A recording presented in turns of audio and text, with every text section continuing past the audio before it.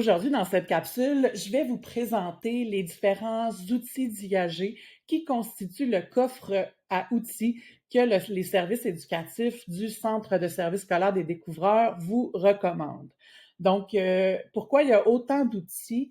En fait, c'est que chacun de ces outils a sa particularité, sa force, et c'est ce qu'on va démystifier aujourd'hui ensemble. Donc, vous savez, dans l'IAG, il y a plusieurs outils qui sont disponibles, puis ça peut être difficile de s'y retrouver.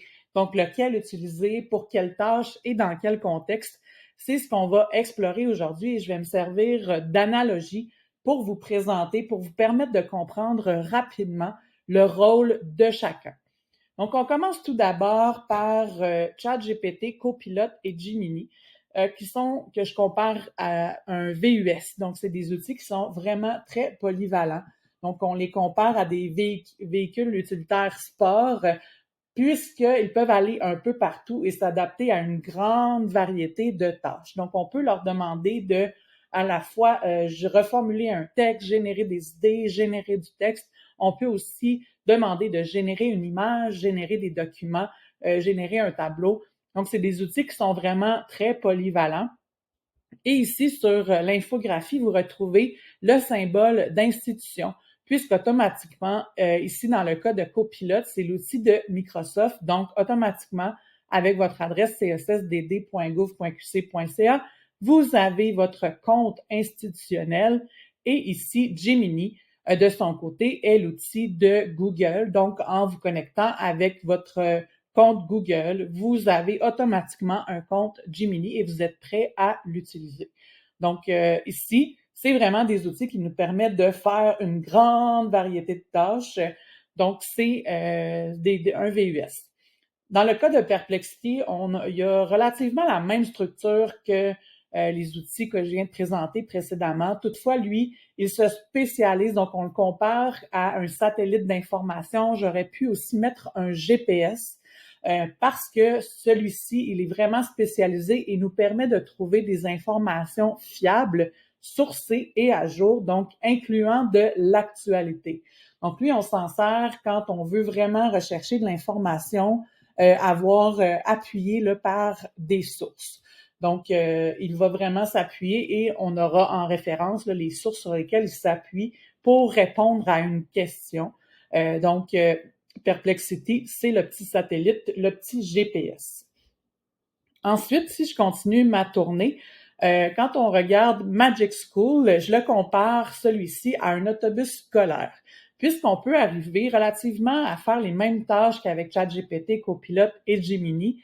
Toutefois, c'est un outil, lui, qui est vraiment spécialisé pour le monde scolaire. Et pourquoi je le compare à un autobus, c'est que on va se rendre du point A au point B. Par contre, on va être très encadré et guidé pour arriver au point B. Donc, vous arriveriez à faire la même chose dans Copilot et Gemini. Par contre, lui, il va décortiquer le tout en petites questions, en petites boîtes où on peut remplir. Donc, il va nous guider à arriver, par exemple, si on veut un outil de rétroaction pour les élèves, il y aura quelques petites questions pour nous guider à avoir le résultat final. Donc, c'est pourquoi je le compare à l'autobus scolaire. On est très guidé et très encadré pour arriver à ce qu'on veut faire. Ensuite, Notebook LM, vous retrouvez ici le petit symbole institution, c'est-à-dire que c'est aussi un outil de la suite Google. Donc, automatiquement, avec votre compte Google, vous avez un compte Notebook LM. Donc, vous êtes prêt à l'utiliser sans avoir à faire la création d'un compte. Donc, celui-ci, on présente une petite fiole. Donc, c'est vraiment le laboratoire fermé. Donc, lui, il travaille seulement avec les ingrédients qu'on lui fournit, qu'on appelle dans Notebook LM des sources. Donc, on peut ajouter différentes sources. Donc, ça peut être des documents PDF, des sites web, et il va travailler. Donc, on a plusieurs petits notebooks et dans chacun des notebooks, on place des ingrédients et il va travailler avec ces ingrédients-là. Donc, on peut copier du texte également. Donc, c'est mon petit laboratoire fermé. Après ça, on peut faire générer des photos, pas des photos, de l'audio, de la vidéo, du texte à partir de ces sources. Maintenant, si je parle de Canva, donc il y a plusieurs, on connaît Canva surtout pour l'outil de création, mais il y a plusieurs outils qui nous permettent relativement d'aller dans les mêmes sentiers que le VUS, par exemple, ChatGPT, Copilot. Donc, on retrouve l'écriture magique, la génération d'images et même la génération de codes et de documents. Pourquoi je le compare à une limousine, c'est que parfois, on connaît cette plateforme-là pour les outils de création, comme je l'ai dit. Donc, c'est beaucoup plus confortable pour quelqu'un qui commence d'aller dans des sentiers connus. Donc, on se laisse guider.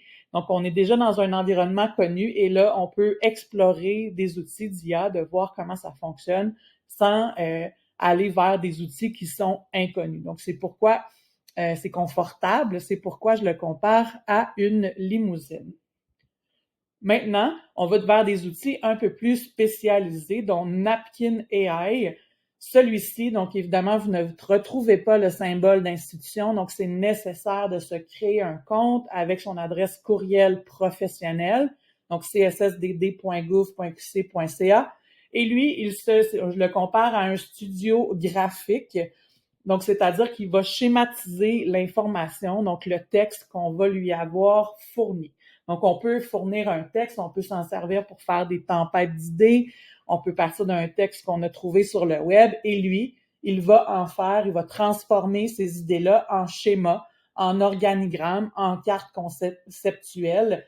Donc, c'est vraiment un outil puissant pour clarifier et visualiser la pensée ou pour venir appuyer un texte, par exemple. Donc, on peut avoir le texte et avoir la représentation visuelle facilement à l'aide de Napkin AI. Et finalement, le petit dernier qui est Suno, qui est aussi un outil davantage spécialisé, qui se spécialise, c'est le studio d'enregistrement. Lui se spécialise en audio. Donc, à l'intérieur de cet outil d'IA, on peut générer de la musique. Donc, soit qu'on génère un texte et on génère une chanson entièrement par l'IA, ou encore Suno peut partir d'un texte, un de nos textes ou un de nos textes d'élèves et en créer une chanson. Donc, on peut choisir à l'intérieur le style musical qu'on souhaite avoir, donc le rythme, etc. Et il s'occupera là, d'en faire un bel arrangement musical.